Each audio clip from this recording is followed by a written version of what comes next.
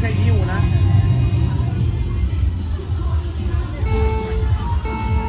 และไปแล้ว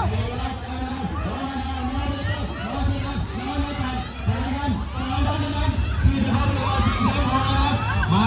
ขึ้นมาแล้วยังไงที่ไม่ติดเซตอัพจะมาเซตอัพที่จะสองได้ครับแล้วไงโอ้สายเนี่ยสองนัดเนี่ยชาวพัฒน์ขึ้นมาแล้วแล้วเซตอัพแล้วนัดกันแล้วมาเอาเดี๋ยวอีกนิดเดียวสองคนดันเข้าไปเข้าเส้นเข้าชัยมาแล้วครับ